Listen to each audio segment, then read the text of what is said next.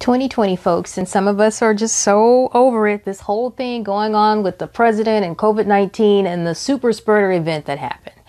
So there's breaking news tonight, and that breaking news is that the Supreme Court Justice nominee that Donald Trump has nominated, Amy Coney Barrett, is now being referred to as Amy Corona Virus Barrett. They're comparing her to Typhoid Mary because they're saying that she is a super spreader of the coronavirus because so many people got the corona at her event where she was her coming out party at this who's who of Republican event. Now, see, she had the coronavirus a few months ago, and some people are saying that she is still carrying it and she's spreading it.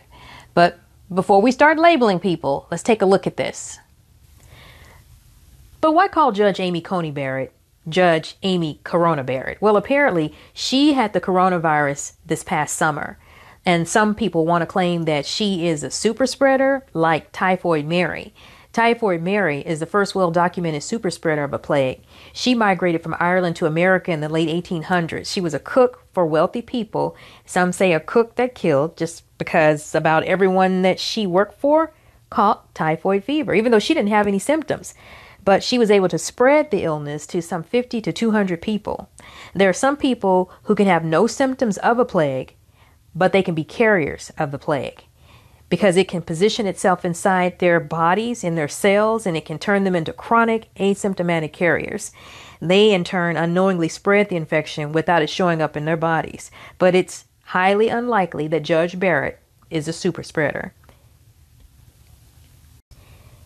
You see, coronavirus is a respiratory virus that spreads primarily through droplets generated when an infected person coughs or sneezes, or through other droplets like saliva or mucus from the nose. Whereas the bacteria that cause typhoid fever, it's spread through contaminated food or water, and it occasionally can go through direct contact by someone who swaps bodily fluids.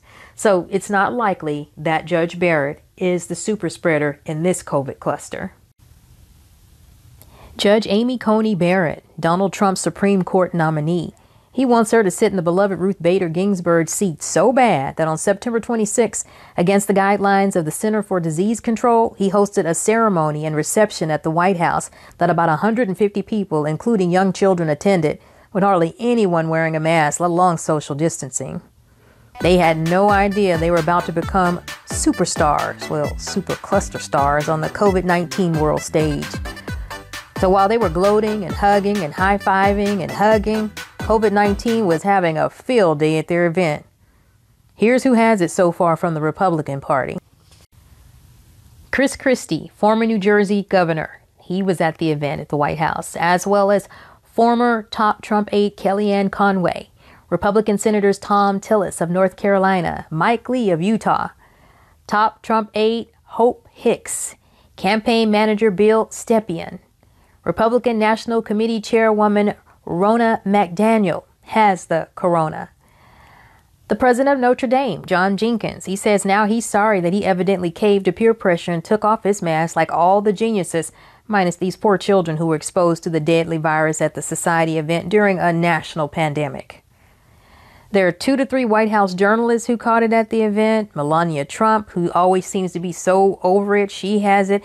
And of course, Donald Trump, who's laid up sick in the hospital ward of Walter Reed National Military Medical Center with more than 20 doctors and nurses working on him. Judge Amy Coney Barrett. She's no Typhoid Mary. She's the mother of 7 children, a judge, and a well-respected law professor.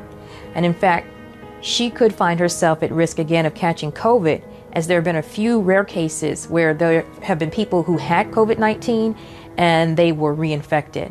And that would be absolutely horrible. But there's good news tonight. The President of the United States is apparently doing better, and no one else has tested positive for COVID as of now. And yes, we are so over 2020. We are so over COVID-19.